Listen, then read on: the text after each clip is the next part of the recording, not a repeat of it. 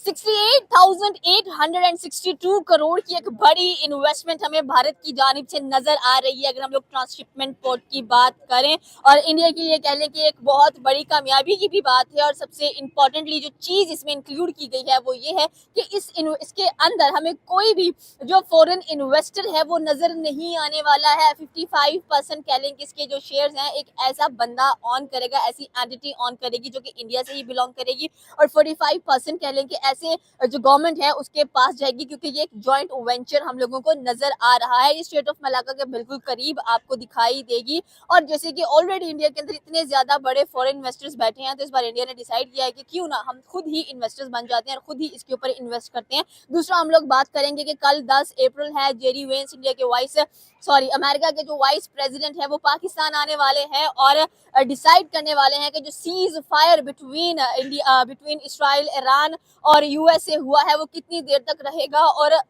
बरकरार रहेगा, इसको हटा दिया जाएगा। साथ में हम लोग बात करेंगे अफगानिस्तान के। पाकिस्तान के साथ फिर झड़पें शुरू हो चुकी हैं ड्यूरल लाइन के ऊपर। कह लें कि एक बहुत बड़ी कंट्रोवर्सी हम लोगों को दिखाई दे रही है। टीटीपी जो है वो कौन सा फ्यूचर डिसाइड करने वाली है पाकिस्तान का, पाकिस्तान तालिबान का कौन सा फ्यूचर डिसाइड करने वाली है। हमारे साथ पाकिस्तानी अवाम मौजूद है, इनसे पूछते हैं कि मैम सबसे पहले तो ये बताएं कि इंडिया की जो लार्जेस्ट कंटेनर ट्रांसशिपमेंट पोर्ट है 62,800 की कह लें कि वो अप्रूव हो चुकी है।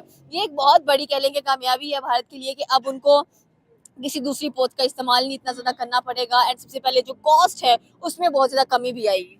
अच्छा, सबसे पहले इंडिया की अगर बात की जाए तो इंडिया जो है वो हमेशा जो है या तो मेड इन इंडिया पे बात कर रहा होता है या सेल्फ रिलायंट भारत पे बात कर रहा होता है, काम कर रहा होता है। इस पे बहुत ज्यादा हमें काम नजर आता है। चाहे ऑयल क्राइसिस चले और दुनिया जो है इधर से उधर हो जाए ना, इनके जो है ये प्रोजेक्ट्स चलते रहते हैं। और प्रोजेक्ट्स चलने की एक वजह सबसे पहले तो ये है कि आपने जैसे बताया कि जो इन्वेस्टमेंट है इंडिया के अंदर से आ रही है, इंडिया के अंदर ही बहुत बड़े इन्वेस्टर्स बैठे हुए हैं। उनको जब भी कोई प्रोजेक्ट शुरू करना पड़ता है उनको बहुत ज्यादा सोचना नहीं पड़ता, जिस तरह दूसरी एशियन कंट्रीज को सोचना पड़ता है बहुत ज्यादा कि हमने क्या इन्वेस्ट करना है, कहाँ से इन्वेस्टमेंट लाए, अमेरिका से पूछे, जापान से पूछे, फलां को बुला के मुआयदा कर ले, उनको इतना ज्यादा सोचना नहीं पड़ता। दूसरी चीज ये कि अभी जो रिसेंटली है टेक्नोलॉजी में भी जो इंडिया है उसने एक जो है सिस्टम न्यूक्लियर पावर प्लांट बहुत बड़ा स्टार्ट करने लगी अपने एनर्जी क्राइसिस को दूर करने के लिए। तो ये कोई बड़ी बात नहीं है कि वो जो है हमेशा इस तरह की जो चीजें हैं वो सोचते रहते हैं। और ये बहुत ही अच्छा स्टेप है। और इसी वजह से जो है आपने एक शुरू में बात की थी कि इंडिया जो है वो थर्ड बड़ी इकोनॉमी बनने जा रहा है।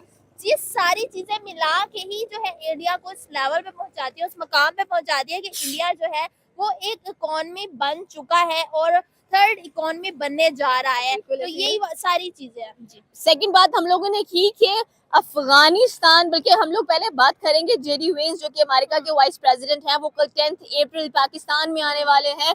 सीज फायर पर बातचीत होगी। तो क्या कह रहे हैं कि इस वक्त पाकिस्तान की तो बड़ी धूमें मची हुई है कि पाकिस्तान ने वर्ल्ड वॉर 3 होने से रोक लिया है और जो इसराइल है और जो कह लें कि यूएसए है उसको मना लिया है ईरान के साथ कह लें कि सीज फायर करवाने के लिए। इस पर आप क्या कहना चाहते हैं कि सीज फायर किस हद तक बरकरार रहेगी? अच्छा, सबसे पहले तो ये वाकई में आपने बिल्कुल सही बात किया। पूरे जो सोशल मीडिया है उस पे जो है कोहराम मचा हुआ है, मीम्स बन रही है। लोग अपना जो ग्रीन पासपोर्ट है जो पहले कहते छुपा के फिरना पड़ता था, अब यहाँ दिखा दिखा के फिर रहे हैं।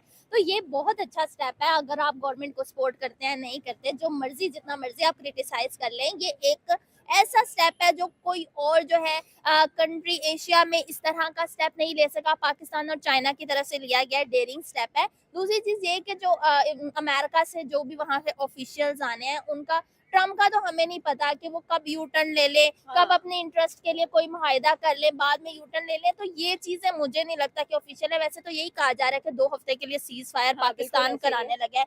लेकिन मुझे नहीं लगता कि मतलब इतनी लंबी चल सकेगी जहाँ पे ट्रम्प को अपना मफाद कल अभी सीज फायर की बात हुई, लेकिन इसराइल ने फिर से जो लेबनान है उसके ऊपर अटैक कर दिया, तो सीज फायर तो वहां पे भी वायलेट होती हुई दिखाई दिया। तो अब वो क्या लग रहा है कि इसराइल भी इस बात पर है, क्योंकि ये तो यूएस से आ रहा है और वो कह रहे हैं कि यूएस ने सीज फायर किया, इसराइल ने थोड़ी ना किया। अच्छा, इसराइल जो है इसराइल और अमेरिका एक साथ है। अमेरिका काफी हद तक इसराइल को कंट्रोल करता है।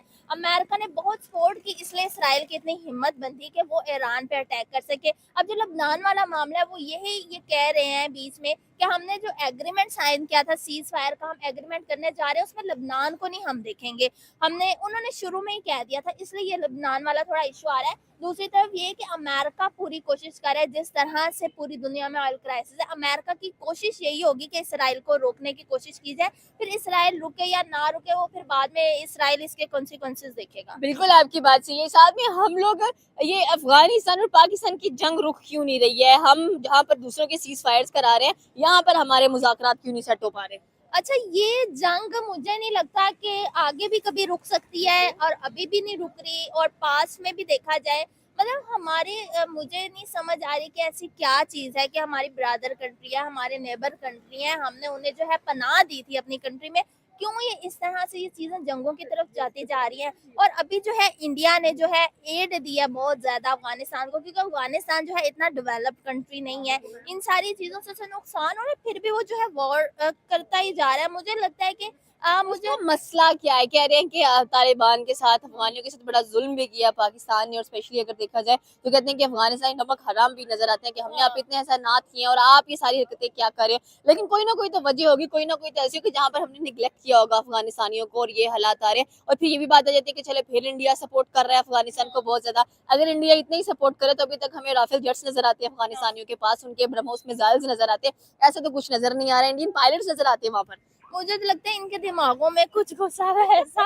इसके अलावा और कोई वजह नहीं नजर आ रही। वाकई में हमने बहुत ज्यादा सपोर्ट किया है, कहते हैं ना अपनी औकात से बढ़ के सपोर्ट हाँ। करना, हमने वो सपोर्ट किया है। और हम अभी भी मतलब जो है हमारे जो भाई हैं अफगानिस्तान से आए हुए, हम उनकी रिस्पेक्ट करते हैं, वो हमारी रिस्पेक्ट करते हैं। ये जो है ना बड़े लेवल पे कोई चीजें चल रही हैं, पाकिस्तान का हमने कहा क्यों ये वॉर चल रही है, हमें जो है हमारी जो गवर्नमेंट है उसका मुतालबा है कि हमें वहां से टेररिस्ट दिए जाए, तालिबान दिए जाए, और तालिबान जो है वो मतलब इस चीज पे नहीं आ रहे, तो इसलिए ये जो वॉर है कंटिन्यू है।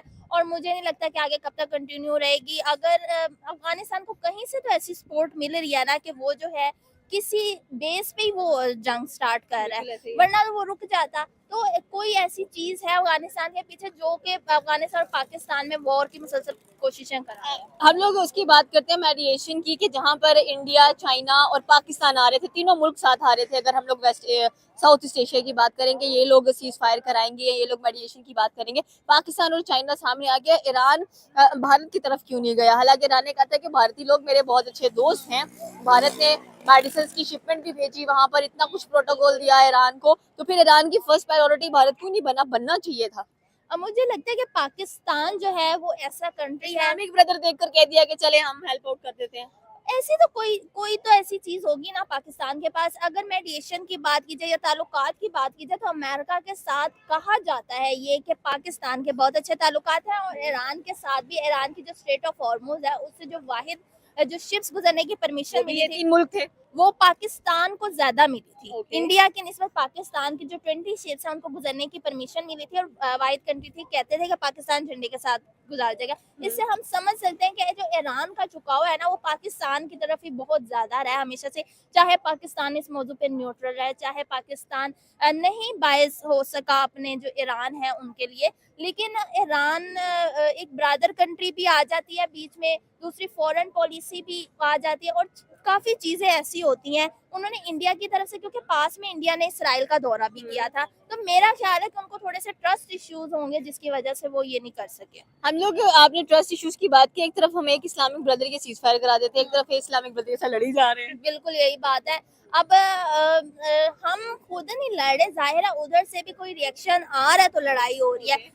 जंग की जो पहल है ना वो पाकिस्तान की तरफ से मैंने नहीं देखा कि कभी हुई है। यहाँ पे अटैक्स हुए, फिर उनकी जिम्मेदारी वहां से कबूल की गई। तो जो अपने इंटरेस्ट है उनको प्रोटेक्ट करने के लिए तो हर कंट्री के पास ये राइट है कि वो अटैक करे। तो अगर जो है तालिबान या वहाँ की गवर्नमेंट अगर सीज फायर करने के लिए या जंग रोकने के लिए या कोई भी बातचीत करने के लिए टॉक्स करने के लिए आएगी, तो पाकिस्तान जरूर वेलकम लेकिन करेगा। मुझे लग रहा है कि ट्रम्प ने बात तो मानी आखिरकार। नरेंद्र मोदी की है, उन्होंने जब कॉल किया था उन्होंने कहा कि डायलॉग के साथ सुलझाएं, आप बातें बैठकर सुलझाएं, मेडिएशन करें। तो मुझे लग रहा है कि ट्रम्प ने कहा कि चलो हम लोग बातचीत कर लेते हैं अब, नहीं तो ट्रम्प तो बातचीत पर आ ही नहीं रहे थे। आपको लग रहा है कि मोदी ने कॉल किया ट्रम्प को? ट्रम्प ने कॉल किया नरेंद्र मोदी को। हाँ, ये मैंने भी न्यूज पढ़ी थी कि इलोन मस्क और ट्रम्प और इंडिया, देखिए बहुत सारे फैक्टर है, कोई एक कंट्री नहीं है बीच में कि अमेरिका को बातचीत।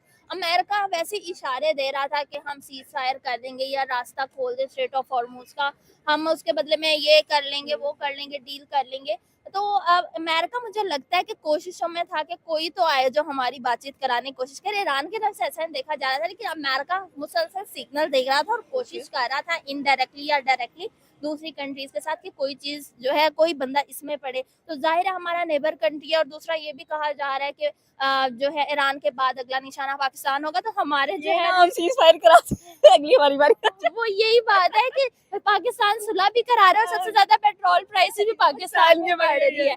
हाँ, तो ये चीज इसमें हम बेचारे फंस जाते हैं। वजह बदल पेट्रोल प्राइस सुबह से गैस नहीं आई, आप यहाँ ये सिचुएशन देखिए कि चल क्या रहा है, मतलब 5 या 10 मिनट के लिए गैस है, इसके बाद गैस भी रफू चक्कर हो रही है। अच्छा हाँ, गैस का लेकिन मैं आपको एक करेक्शन करना चाहूंगी, गैस फिर भी आ रही है, एनर्जी क्राइसिस है, लाइट जा रही है, बहुत ज्यादा इश्यूज हैं।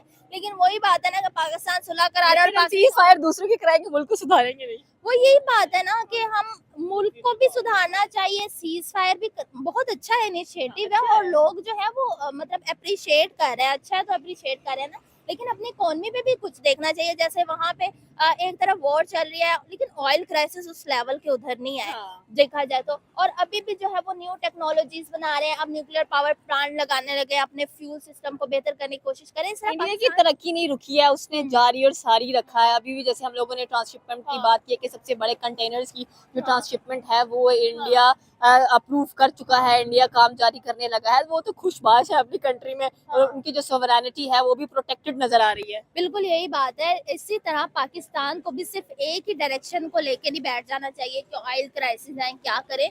हमें अपनी टेक्नोलॉजी पे फोकस करना चाहिए। अगर आज हमारे पास रिफाइनिंग फैक्ट्रीज होती तो हमारे पास रिजर्व्स कम नहीं थे कि अपने क्राइसिस को हम कंट्रोल कर सकते। हमें आज ये दिन ना देखना पड़ा होता कि हम जो है बसों के किराए जीरो कर रहे हैं और बस से जो लोग हैं वो बाहर निकल निकल के गिर रहे हैं। अब जो है पूरे नहीं आ रहे बस में। फ्री कर दिए, जगह ही नहीं मिल रही है आपको आने जाने की। मतलब पेट्रोल कम करो, लोग खुद अपने व्हीकल इस्तेमाल करें। Public transport is like public washroom की तरह।